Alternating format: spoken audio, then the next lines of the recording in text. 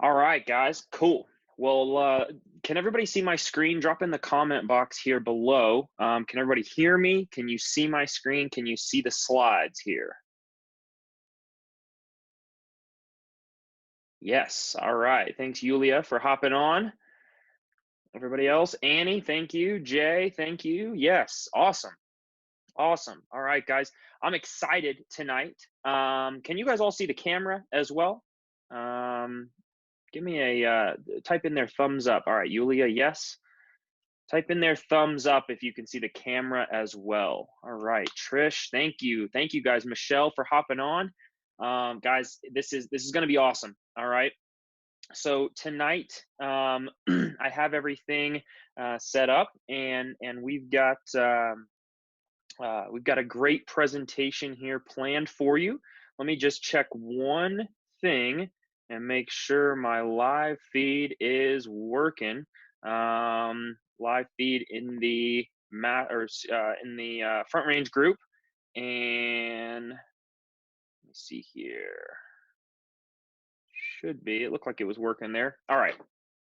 Anyway, let's get right into it. So it's January 2020, and it's time to accomplish the most this year. So I'm excited to share with you guys some of the systems that I use every day. By no means tonight are the systems that I use are these systems that are perfect. All right, but we don't need to be perfect to get started. We just need to get started to be perfect. All right. So that's going to be the theme tonight is really getting you guys out of your comfort zone, building some different successful habits, and helping you guys, of course, accomplish the most in 2020. So let's jump right in. All right. If you guys don't know, this is me. All right. Brooks O'Hearn, I'm a real estate investor, syndicator, and real estate coach as well. That's me in a room full of students, and I love coaching, love doing what I do. All right. This is my family, and you guys as members of the Colorado Front Range Investors Network. You guys have all met these guys. Of course, my mom, Cheryl, my dad, Brian, and then my brother, Tom. And since they're not on here tonight, I figured I'd throw that picture up of Tom, and him and I like to have a little fun. So he's probably going to watch this replay and give me a little crap for that one, but that's all right. So I love them very dearly. You guys all know that they are my business partners, and they are the team that makes everything possible in Colorado Front Range Investors Network and in all of our businesses that we run. So here are some of the goals for tonight. Okay, goal number one is I want to teach you guys the goal setting system used by the world's most successful people, because ultimately we can't accomplish anything, or we don't know if we accomplish anything unless we start with our goals, right? So how many of you guys, by dropping in the chat box, how many of you guys have goals already set for 2020? How many of you guys live by your goals? Just type goal in there in the chat box if you guys are living by goals. Yep, have your goals set. Awesome. Annie, Yulia, Trish, awesome. All right, this is perfect. I love it, guys. And of course, these are the habits of the most successful people, right? It starts number one with goals, but I'm going to teach you the goal setting system that the most successful people use to actually reach their goals, right? It's one thing to set goals. It's another thing to set our goals properly and follow, again, the same systems that the world's most successful people use. All right. Number two is how to divide your goals into monthly, weekly, and daily action items. All right. So we talk about, we've got this big set of goals, right? I want to make $1 million. I want to flip 100 properties, whatever it is, right? I want to have my first $100,000 month. Those numbers, they tend to be big and they tend to be round. But what doesn't necessarily happen is we don't back into the action items that it's going to take, because ultimately we aren't going to achieve those goals until we become the person that should achieve those goals. And I'll dive into that a little bit later on tonight as well. All right. And then we're going to align our goals, right? Because I want to make sure that we are fully balanced. Of course, we hear of this work-life balance, right? It's ever elusive. Some people say it doesn't exist. Some people say it's a complete myth. Other people say they swear by it and live by it. I'm gonna give you guys my opinion on it tonight. And again, this is just things I've learned from my mentors, and I'm going to show you guys how to achieve that work-life balance, and how to balance your business goals, your personal goals, your health goals, and then of course your wealth goals, because we're all entrepreneurs and we don't go anywhere without making money, right? And we're not in this to do this all for free. Otherwise, we'd be in a nonprofit, right? And finally, I'm going to give you guys a system to hold yourself accountable to your goals and your action items so you guys can crush it in 2020. All right. So that is, of course, the number one thing, is setting goals and then reaching, breaking, and crushing them. Right. And that's the number one goal that we're going to get through tonight. Okay.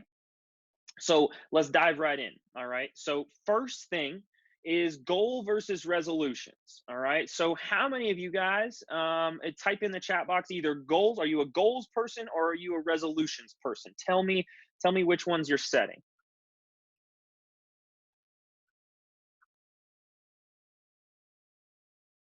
Goals, goals, goals. I love it. I love it. Goals, goals. I love it. I love it, guys. I love it. So that's awesome to hear. Okay. And here's the reality of the situation. Okay. Whether you're setting goals or you're setting resolutions, you're still trying to better yourself. So I will never ever knock you for that. I want to give you guys a quick pat on the back for first setting goals. All right. First off, you're here. All right. So you're an action taker. Second off, you guys are all setting goals. That means you're even more of an action taker. Okay. I found a statistic as I was putting this presentation together. I could not verify it, but it was in the single digits. Okay, of the number of people that actually set goals is in the single digits. Okay, and that's written goals. Now I've heard, there's varying degrees of that. Again, I could not substantiate that and verify that number, so I did not include it in here. But just know you're in definitely the minority in the fact that you are setting and writing down goals. All right. So now the difference, really quickly, the difference between goals and resolutions, right, is the resolutions are generally broken. Okay. Resolutions generally, they're broken because they're all or nothing. So a resolution might be, I want to quit smoking this year. Okay. Other resolutions are not ever measurable, right? Resolution might be, I want to get healthier this year. Okay. We get through December, we get through those holidays and we're like, God, I feel like crap. Right. And then we say, okay, I want to get healthier next year. Well, what does that mean? Right. We're going to talk about why you fail when you have nothing to measure. Okay. Healthier, again, I'm not going to knock you on that, but how do you know if you maintained it? Right. How do you know if you reach that resolution or not when you get to the end of the year? And then if you say, I'm going to live the entire next year sober, right? Or I'm going to give up alcohol or smoking or whatever it is, right? Again, it's all or nothing. So by the time, February or March rolls around and you're really, really wanting to have that cigarette, or you're really wanting to just have a drink with your friends, poof, everything just went goodbye, right? Again, it's all or nothing. Okay. So we're going to talk through that tonight. Um, so how do we know if we're going to succeed or fall short? Right. Again, I kind of touched on that a little bit of we have to measure it. Something has to be measurable before we can before we can figure out if we're succeeding or falling short. Otherwise, it's just a feel good, right? And if it's a feel good, I don't know about you guys, but if it's up to me, I've never lost a day in my life, right? Like I'm the most confident person you'll ever meet when it comes to me and my opinion. But when it comes to true measurement of success, there are a lot of things I still have to improve on. So I can tell myself every day that, I love golf. So I love to use this analogy, right? You will never, ever once catch me saying that I am you'll never catch me once saying that I can lose a golf match, right? I don't care if I'm teeing it up against Tiger Woods. I will be on the first tee, probably running my mouth saying, I'll never win, right? Well, maybe against Tiger Woods, I probably wouldn't run my mouth, but I would have the utmost confidence in myself.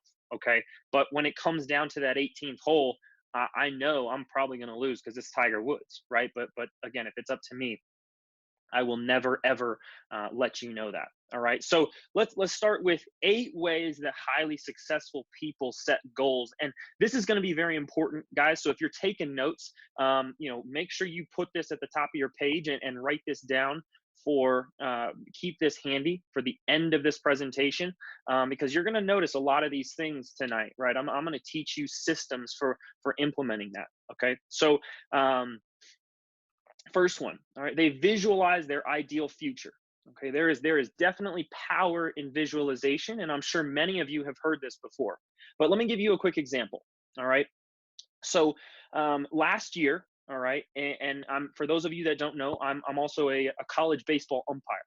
Okay, and last season I was selected to work a regional. All right, that's a very prestigious honor to get selected for the NCAA postseason. And I was by far one of the youngest people. It was actually my first season I was ever eligible. It was my 5th season in college baseball. You have to be in college baseball for 5 years before you can be eligible for this. And so when I go to work this game, right, on the way on the drive to, it was in Grand Junction, so it was a 4-hour drive. On the way there, I took time and visualized what it was going to look like, what it was going to feel like when I stepped on that field for the first time.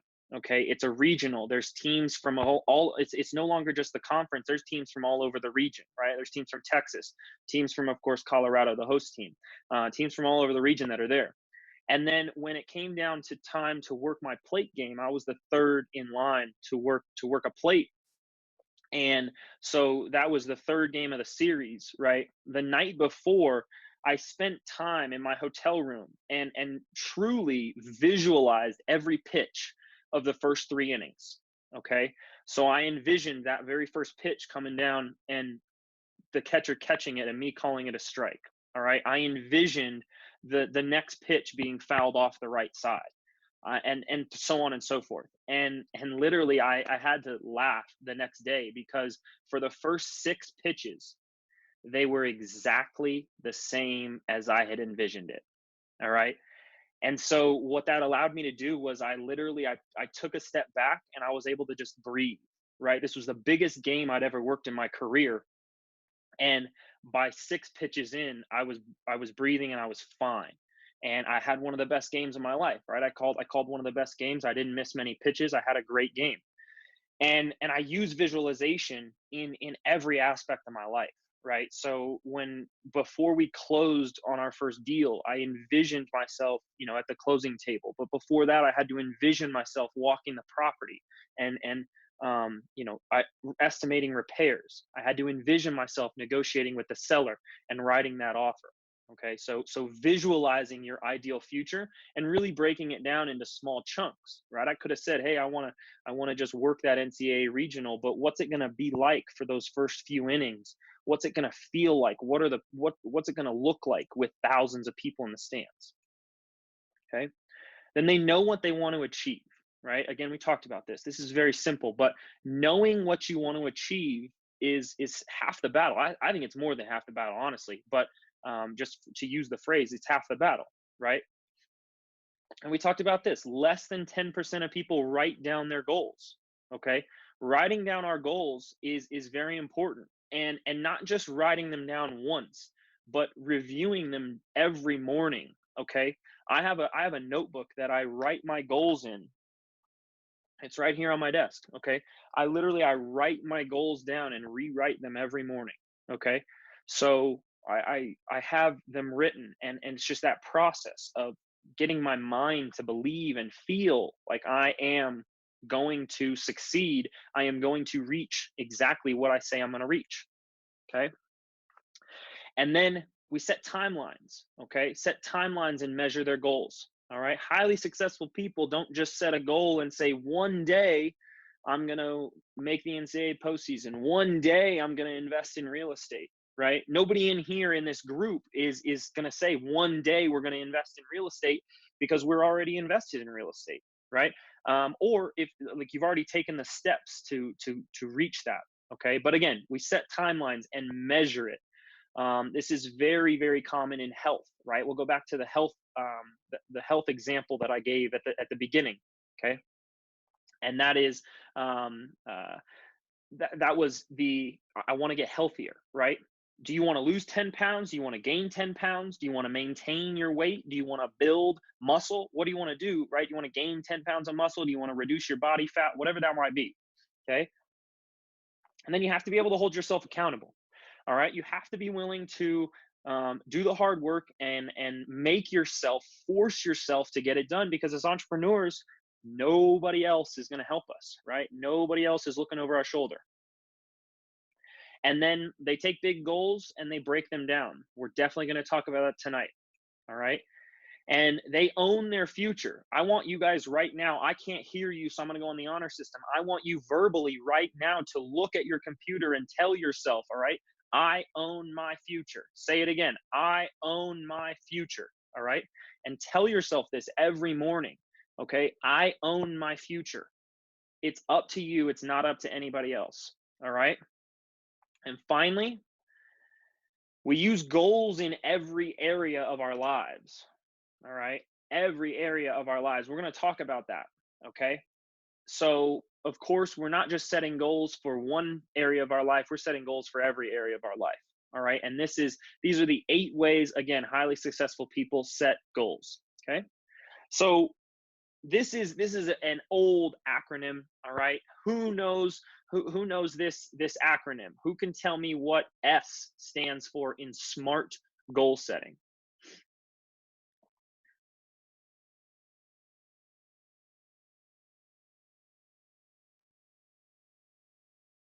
Simple, specific. Kirsten, you're right. It's specific. Okay. It is specific. Oops. It is specific. Now, who can tell me what the M is in SMART? Measurable. Yes. Yes. Measurable. The A is for what? Achievable. That's close. That's close, Trish. It's a synonym for it.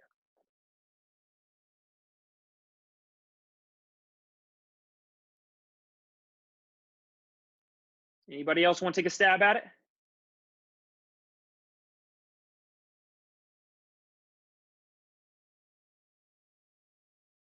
All right. It's attainable. Trish, again, it was close. They're very close. All right. And what's the R in here? Okay. The R would be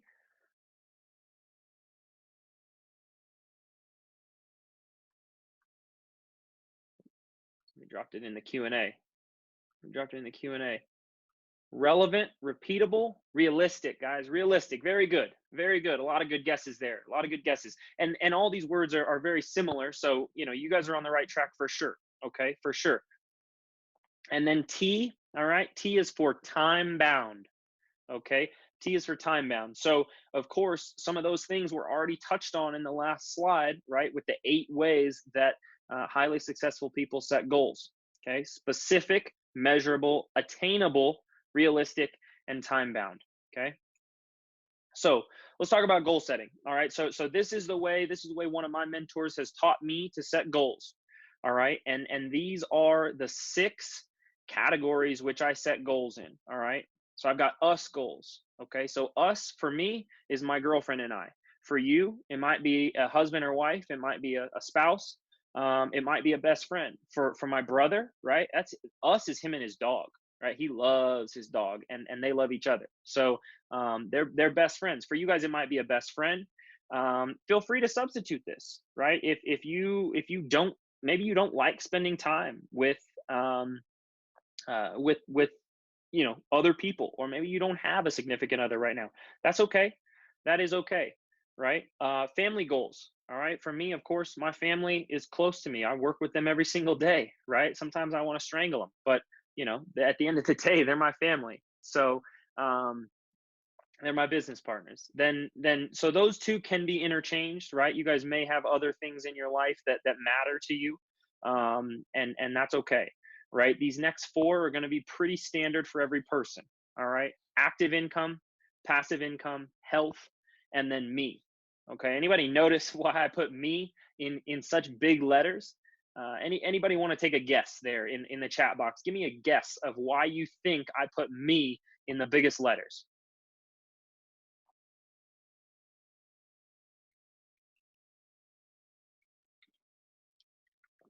Most important. Yep. Kirsten, there you go. There you go.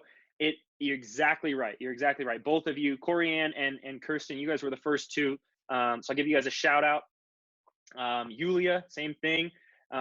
Me is big. Okay. We are the most important person because without me, I can't set goals for any of those other five categories. And it's very, very easy for us to put ourselves last. Certain personalities tend to put yourselves last. All right.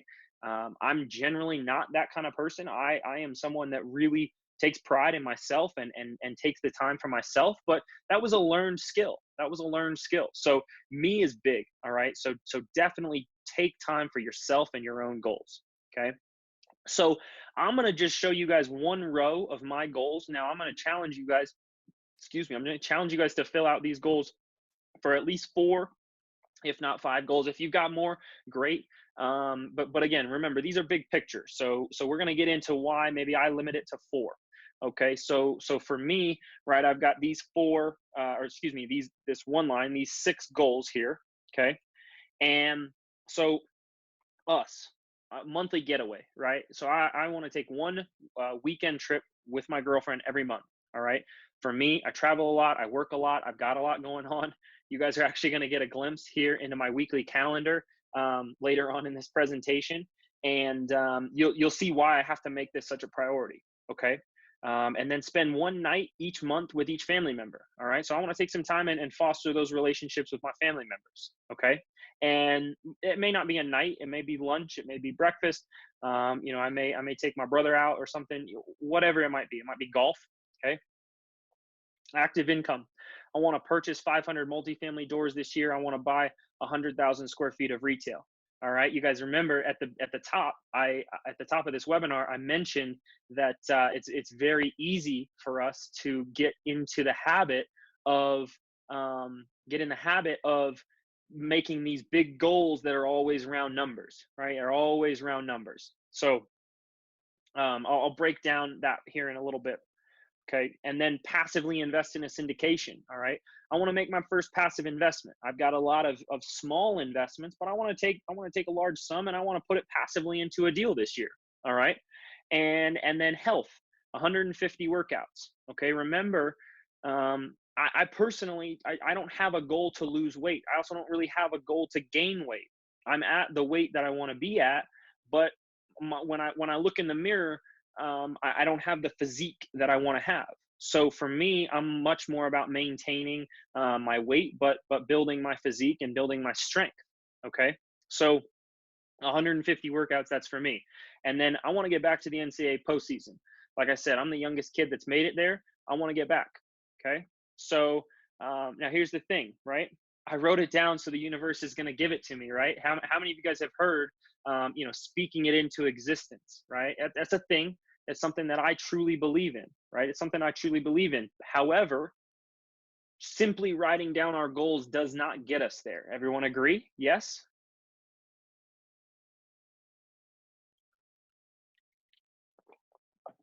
Yes. I love it. Good. So we're all on the same page here. I love this. And guys, again, I appreciate you guys putting stuff in the chat box. I really love this. I'm if you've ever heard me speak at an event, I love to get the group involved. Of course, I can't hear your voices back, so I have to live off this chat box tonight. So the more participation, the better. I love it. So keep it up. All right. So here is a great quote that we live by. Okay. We are what we repeatedly do. Greatness is not an act, but a habit. Okay. So I would consider it a great achievement if I work out 150 times over this year. Okay, that's a great achievement. The thing is though, I don't just all of a sudden wake up and get to 150 workouts. That is an act, a habit over the course of the entire year. Okay, so keep that in mind. And there's a reason I put that little thumbtack up here on this graphic, is because take this quote and pin it somewhere. Okay, remind yourself that it's a daily habit. Hey Beth, yes, to answer your question, we are recording this. I can't check right now, but it should be live in the Front Range Investors Network group as well. But I will have a replay posted. We're working on that as well. So yes, to answer your question, this will be recorded, and we'll have this posted. All right. So now let's get to how we break down our goals. Okay, so I talked at the top of the webinar about taking these goals and breaking them down into specific daily, weekly, monthly action items. Okay, now for me, my US goal is fairly simple, and this exercise right here is going to be to highlight that some of these goals are going to be simple, and then some of these goals are going to be a little more complex to break down into action items. All right, so my US goal was a monthly getaway. My action item, simple: block one weekend per month and plan a trip with my girlfriend. All right, I'm actually going on a trip this weekend with her. It's to celebrate our anniversary, but I'm going on a trip. Okay, I'm taking her on a baseball trip with me in February. All right, and then in March and April, I've got weekends specifically blocked off from my schedule, so I could not take a baseball series those weekends. Okay, so again, that's very simple, right? And again, the goal here is just to show you guys how simple some of these can be, and then we'll talk about the action items and breaking it down here in a little bit for the other one. All right, family goal, much the same. Okay, one night per month with each family member. So what am I going to do? I'm going to block one night per month, so 3 nights total to spend with a family member. I'm going to go out, right? We'll plan something, all right? Something especially different for each family member, right? My mom and I might go have a glass of wine. My dad and I might just go catch a sports game. Okay, my brother and I, we're probably going to go have a beer somewhere. You know, maybe it's just dinner, something like that, or maybe it's golf, whatever it may be. Okay. Now, here's where we want to get to potentially some of the more difficult action items and breaking it down. All right, so this is where it's very, very important to break down these action items into daily, weekly, monthly goals. All right, so I'm going to break this down for you guys. So my action items, right, if I want to invest and I want to buy 500 multifamily doors and 100,000 square feet of retail space, first off, I know it's not going to be just me. Okay, so what have I done? If you've been paying attention at all, I've been building a team around me. All right, and not just me, but I run the acquisitions for us. So that's why I say me, but around our family. Okay, so we've broken it down. We know we probably will need 6 syndicated deals. We figure that's 1 every 2 months. Okay, that's the average. Okay, we might get 1 in back-to-back months or something. You know, who knows how it's going to break down, but we're going to make that happen in 6 syndicated deals. Okay, so to get there, I need to evaluate 300 properties. Okay, so that's basically a property a day. Okay, but again, if I have time to do that, right, great. But again, I'm building a team around me where I know that our goal is to evaluate 300 properties. Okay, the goal is to make 30 offers. Okay, and in some of these goals, when I break this down, you'll see this. I round up. All right, it would be, I mean, I don't know what 30 divided by 12 is. I'm pretty good at math, but not like super small fractions. I think it might be, that's 2.5. Actually, I am good at math. That's 2.5 a month. I don't know about you guys, but I can't make a half an offer a month. So I'm gonna schedule it out to beat my goal every month. We want 3 offers every single month. Okay. And I'll be honest with you, this month in January, we will probably fall short. We've got 2, and I don't yet have a 3rd property, right? I'm currently sitting with 8 days left in the month. I don't yet have a 3rd property that we can write an offer on just yet. All right, just yet, but there's still time. So I break this down. I know that it takes me about 15 hours of evaluation to get to an offer. Now, this doesn't mean it takes 15 hours on every property, but compared to the properties that I say no to, and then the properties that I identify and go all the way down to an offer, it's about 15 hours of evaluation. So that means about 45 hours a month I need to spend. All right, boom. So I break this down, 10 to 15 hours a week evaluating properties. Okay. Now, again, I'm leveraging some additional team members to help me reach more than I ever could with trying to implement 10 to 15 hours simply crunching numbers on properties.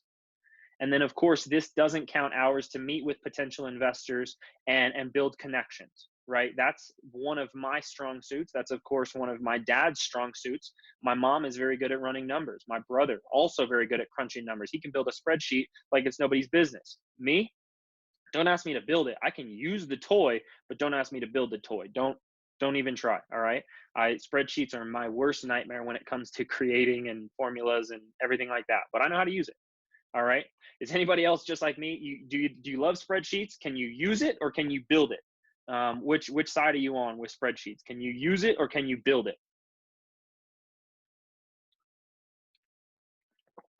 Prefer to use it. Yeah. Same way, Coriam. Same way. All right. So let's keep going here. I got one more example for you guys. All right. Health goal. Okay. Health goal. We talked about this. Now, this is going to be different, of course, for everybody. Okay. For me, again, it's 150 workouts, but let's break this down into every month. Okay. So again, I'm rounding up. 150 divided by 12 is 12.2 something. I can't do 0.2 something of a workout. You either work out or you don't, right? So for me, 13 workouts. Okay, that means 4 workouts per week. Okay, if you're keeping track, right, 4 workouts a week is probably at 52 weeks. I'm definitely going to crush that goal of 150 workouts. All right, but again, some weeks I might hit less. I've got to find time while I'm on vacation this weekend to get another workout in so I can get to my 4. All right, tomorrow's my day off. Okay, and then that means 3 off days per week. Very simple, right? Got 7 days in the week. All right. So here's the test. All right, here's the test. Am I in balance? All right, am I in balance?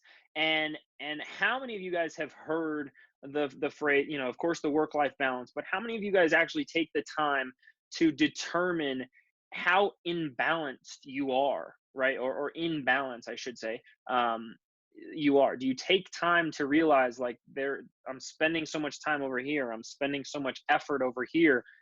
How many of you guys actually take time and pause to reflect and balance yourself out?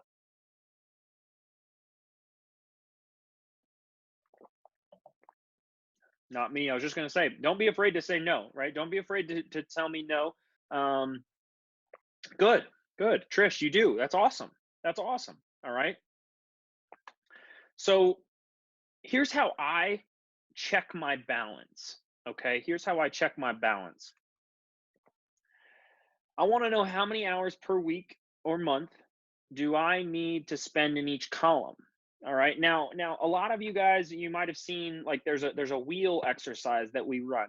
Okay. And you can say, okay, I'm spending this much effort in this category and this much effort and this much effort. And we want that wheel to be perfectly balanced. Well, here's what I found. All right. The problem is, I personally, okay, I personally know I need to spend more time to make active income than I do passive income.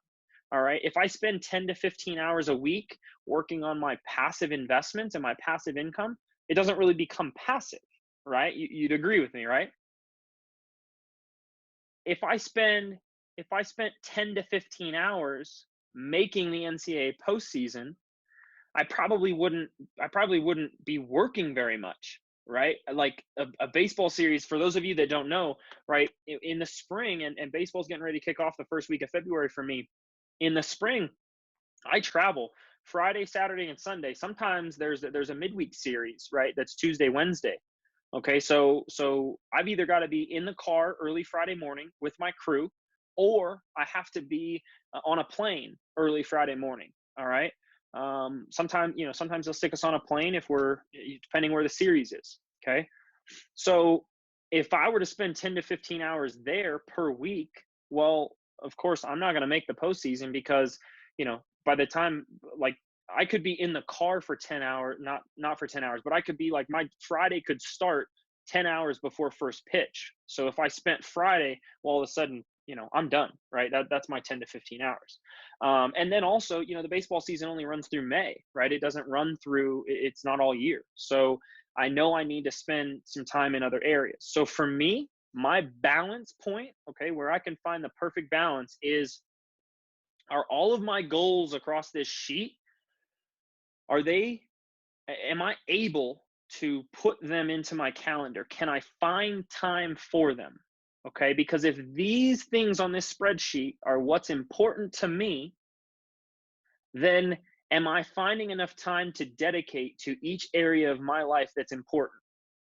Because if I reach these goals, okay, and I have these daily and weekly and monthly action items, okay, which leads me to reaching those goals across this spreadsheet, then that is my definition of success. Okay, and I know I've balanced myself because I've got 6 specific areas here where I'm setting goals.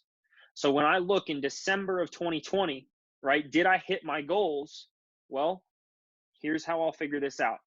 Okay, and if I did, and all of this time frame was spent equally, right, and I reached my goals, then I'm going to be in balance because I reached my goals and I did exactly what I wanted to do. All right, that fair? Everybody like that? Corianne, I see you love that. Perfect. I appreciate that. Does that does that change your mindset maybe a little bit? Is that some new information? Maybe a different way to look at the balance there?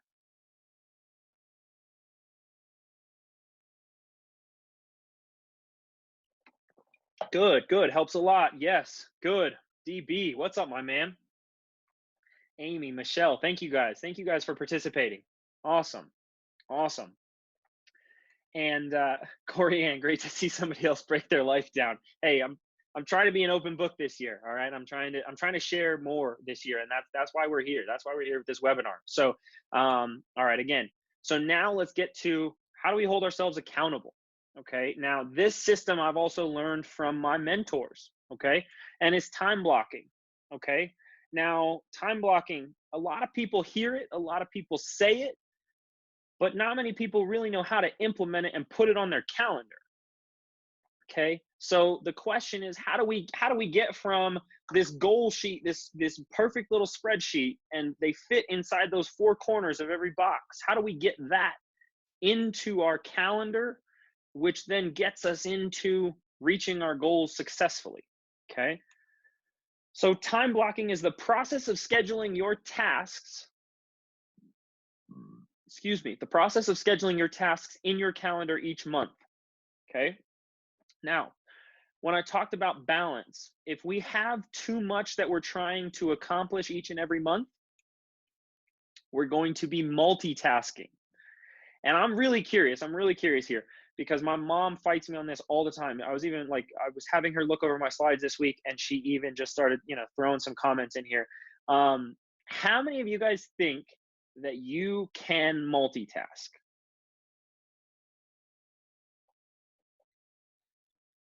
I can't. I know it. I can in some things. Amy, I'm curious. I'm curious. And if you're not comfortable sharing, that's okay. But I'm very curious.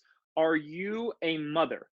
Misty, you as well. You said yes. Are either of you a mother? Amy, you are. She's mine. Corianne says. Misty, yes, you're a mother. Okay. So here's the thing, and my mom. This is why my mom fights me on this. She says mothers are forced to multitask whether they like it or not.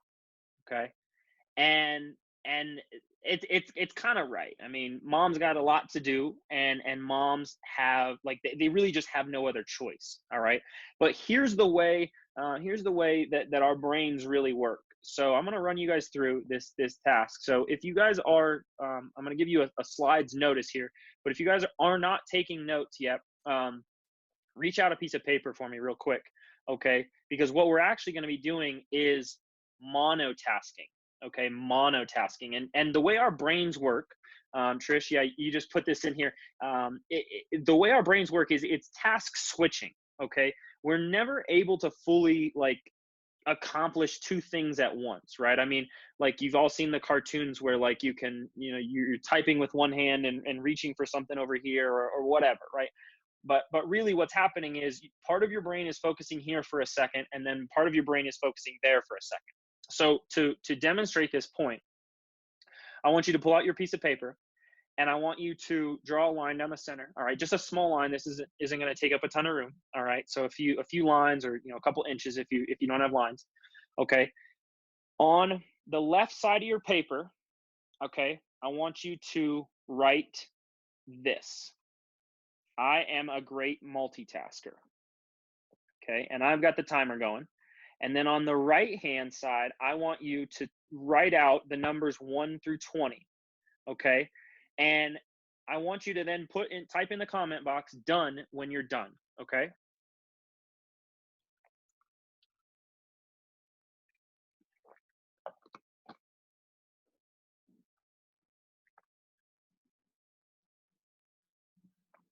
Done. All right. Annie, done. Corianne, done. All right. Roughly, guys, that's roughly 20, maybe 25 seconds, depending on when you guys started. Okay. Now, for this next one, all right, I'm going to get a true timer on here. Okay. So now I want you to wait till I say go for this one. All right. What we're going to do is we are going to attempt to multitask.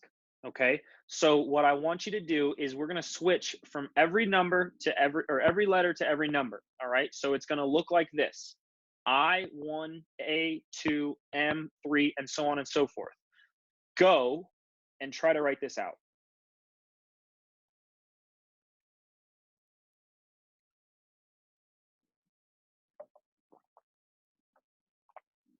Oh no, Yulia says.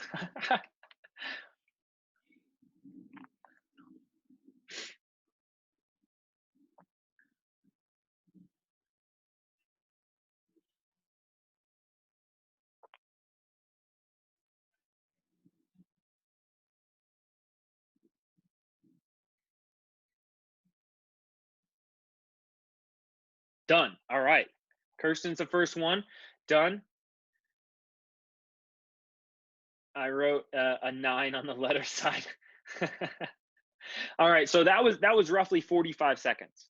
Okay, that was roughly 45 seconds. So is about double the time.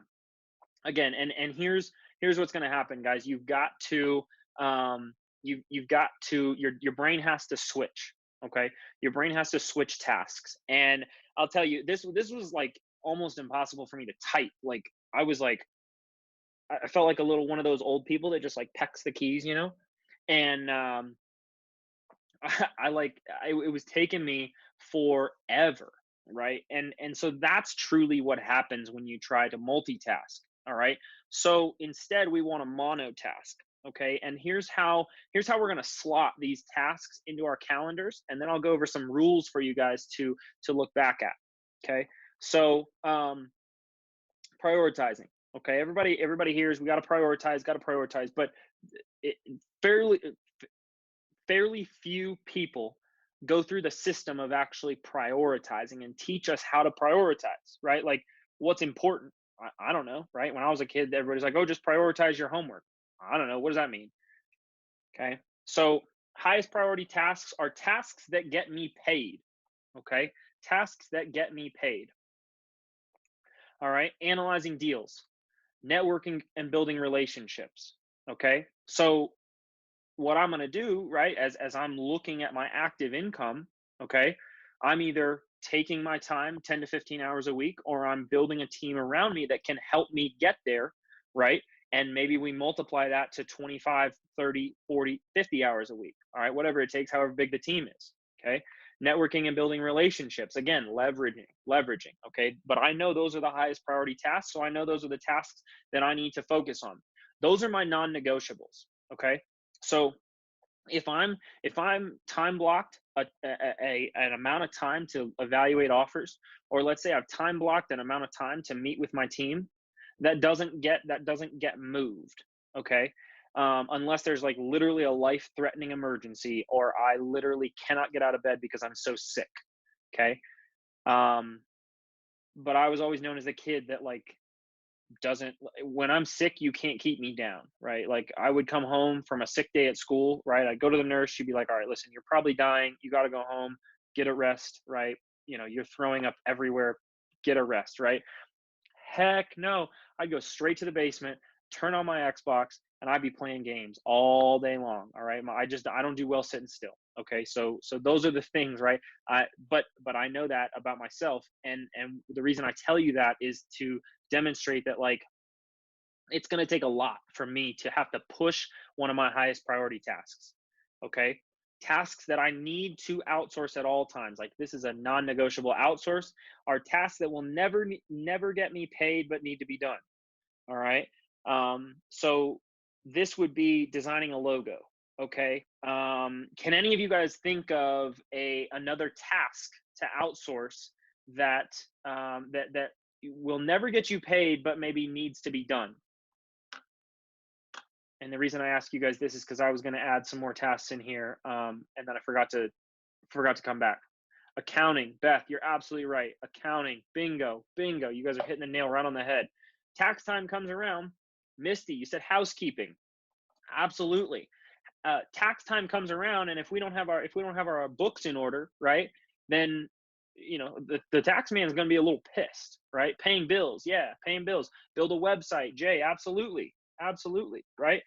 Um, those are things that need to be done. And for me, like, let's just take the building a website one, Jay.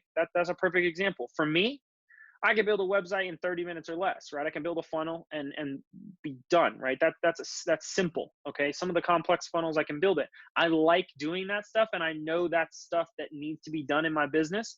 I also like it, and I'm good at it. Okay. I also sometimes do it for other people. So it is a revenue generating activity for me.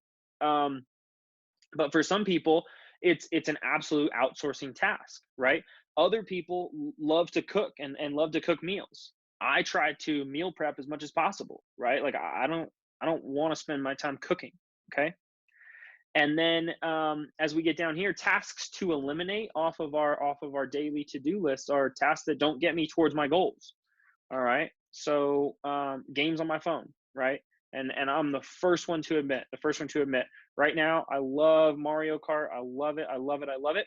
But what I've done is I've removed all games that like are time sensitive. Okay, because you just get like drawn into those games that they give you notifications all the time, like, hey, you got to come back, you got to come back, you got to come back. So for me, it's a little bit of a stress relief. I want to stay sane sometimes, but I limit myself. I limit my time to just I race a couple minutes and then I'm done. All right.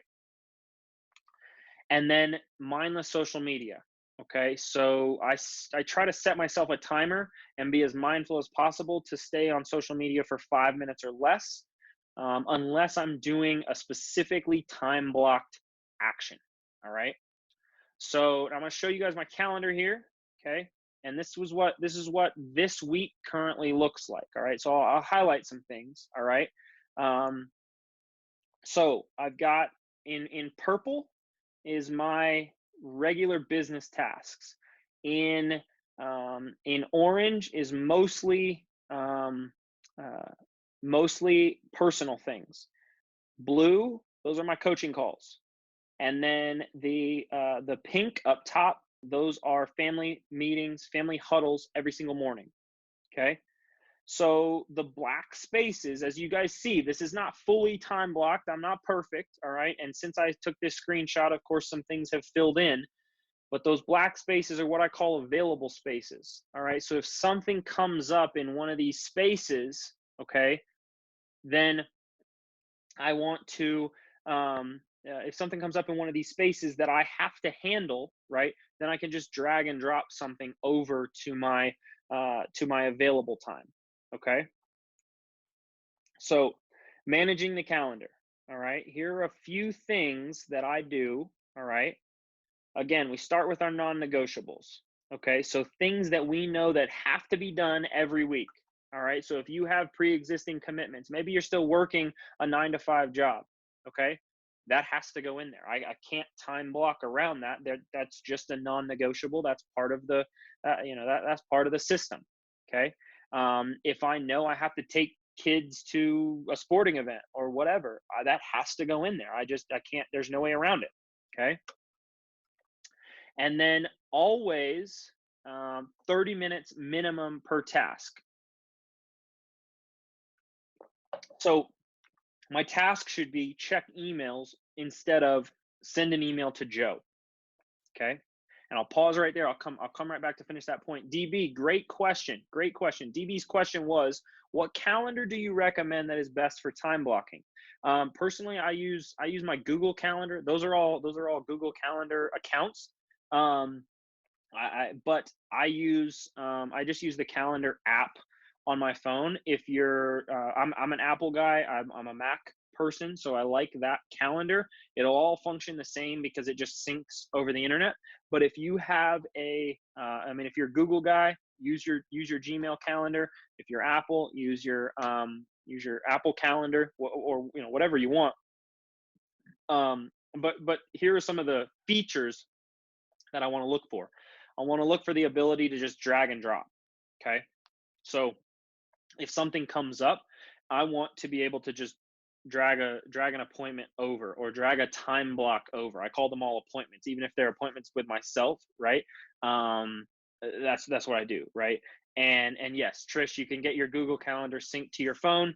I do have my calendar synced on my phone. I have all my calendars synced on my phone. I have like 5 different accounts, 5 different calendars that I manage. So that with that is of course coming all to my phone to manage, right? I want it. I want all my calendars to funnel into one place. I don't ever want to have to look at different places. I don't want to have to log into like 3 or 4 different Google accounts, but you can always sync your calendars across Google accounts as well. So that's one of the features that I really like. Okay. Another thing, limit yourself to 90 minutes maximum per task. This can vary. Some people will say 2 hours. I personally say 90 minutes because 90 minutes is a lot of time to be focused on one thing. And I was always taught in school, there's a reason there are 90-minute time blocks for classes. All right. Because our minds can't focus for that long. Not only do we all as humans have incredibly small attention spans, it doesn't, 90 minutes is about the max. Okay. If you finish a task early, all right. So I mentioned I still keep Mario Kart here. It's kind of my guilty pleasure, but it's personal time. Okay. So if I finish a task early, I've got 60 minutes and I finish it in 48. All right. That other 12 minutes is just personal time.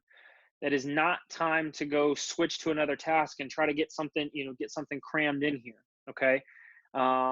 It's time to listen to a podcast. It's time to read, and you pull up stupid videos online if you want. Let yourself go. Let yourself just unwind a little bit. No one ever says that we have to always be on. Okay. So I'll pull out Mario Kart. I'll play a couple races. And then that goes off when I'm ready for my next task. Okay. Because if I'm talking to people and I'm very high stressed, and I have maybe not slept well, right? That comes across in our tone, that comes across in our demeanor. It also comes across in our emotions and the way we perceive things internally. So if it's always go, go, go, go, go mode, then all of a sudden we don't take time for ourselves, right? So again, me time, personal time. I don't care if you just want to take a walk outside for 12 minutes and smell the roses. That's perfectly fine with me. Okay. And it should be perfectly fine with you too. Okay. And then leave yourself, I mentioned this earlier, leave yourself blocks of available time. Okay. So when things come up, you can simply change that available time slot to something else, right? I get a call from somebody that says, "Hey, I need you to come walk this property, or I need you to evaluate this property, or whatever that may be." Okay, boom, boom. I can just drag and drop. All right, I can just change myself out. All right, and then share your Google Calendar. Like I said, you can share multiple calendars with yourself, okay? Or you can share it with team members, right? If you've got team members who want to check your schedule or even schedule appointments for you, okay? Um, and that's a typo. I just realized that. So they can check your schedule or see your schedule as needed. I meant to say they can check your schedule or schedule appointments as needed, okay? So I said at the beginning that I wanted you guys to remember this slide. Okay. Now, as we look back, I gave you guys a system, and then these systems tonight covered every single one of these 8 pieces, right? So now we have all the tools coming from tonight. We have all the systems to set goals just the same way that highly successful people set goals. Would you agree?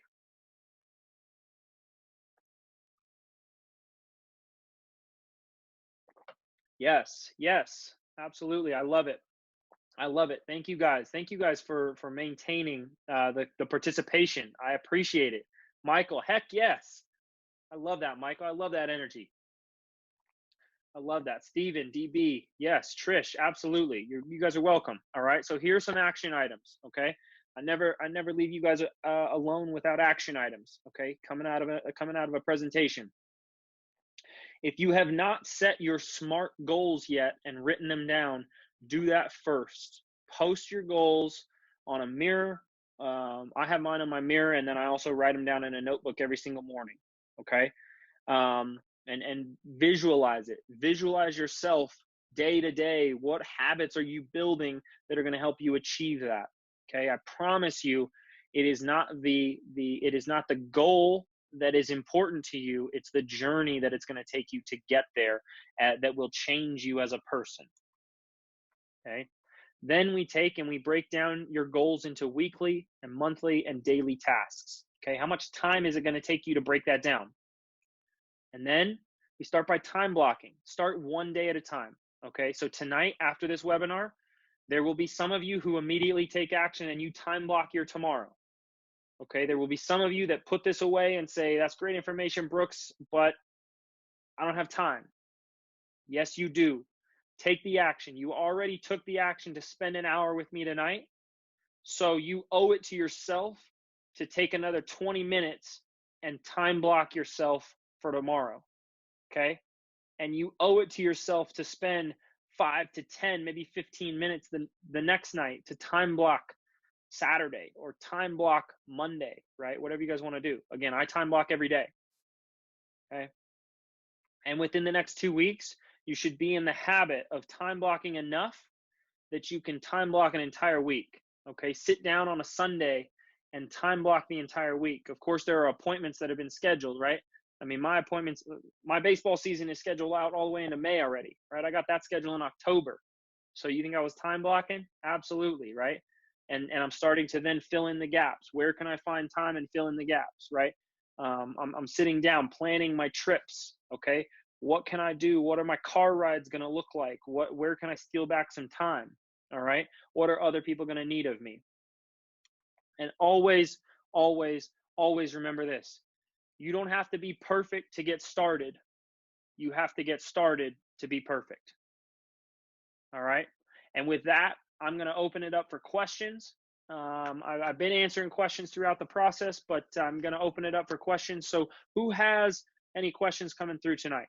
Feel free to drop it in the chat box or drop it in the question box, whatever is good for you.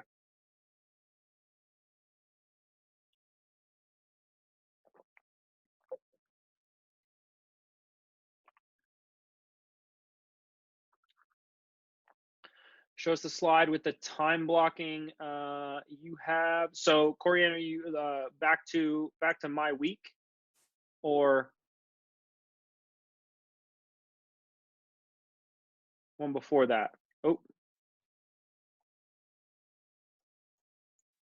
that one.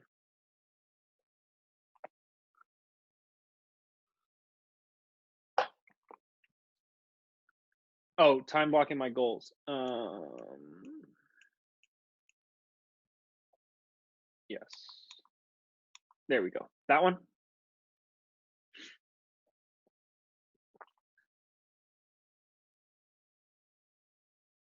Yes, that one. Okay, cool. Yes. Yes. So you'll see some of these are weekly, right? Some of these are monthly. But yeah, perfect. Needed a screenshot. All right, got it. Anybody else any questions? Guys, if you would do me one favor, you guys all have been great tonight. I love it. If you guys would do me one huge favor, and if you really loved this presentation, if it gave you some great value, take a quick second, go into the Front Range group, drop a quick post, and just say, the one thing that you took away from this presentation. All right. And tag me in it. I just want to hear how I affected each one of you guys in a different way. I just want to hear, what was one of the most impactful things that you learned tonight. I would greatly appreciate that from the bottom of my heart. I would greatly appreciate that. And it just helps me to know what you guys are looking for and how I can bring you guys even better and more valuable information in the future. All right, Misty, thank you. Let's see, DB, Trish, Amy, Annie, thank you guys for all sticking around until the end. I greatly appreciate it. And guys, if any other questions, you guys know how to reach me, of course, Facebook group or email me, whatever it takes. I'm always here for you guys. And with that, I am going to wrap up with a huge thank you to you guys for all your energy tonight. I greatly appreciate it. And I will see you guys at the next meeting, February 13th. All right. Much love, guys.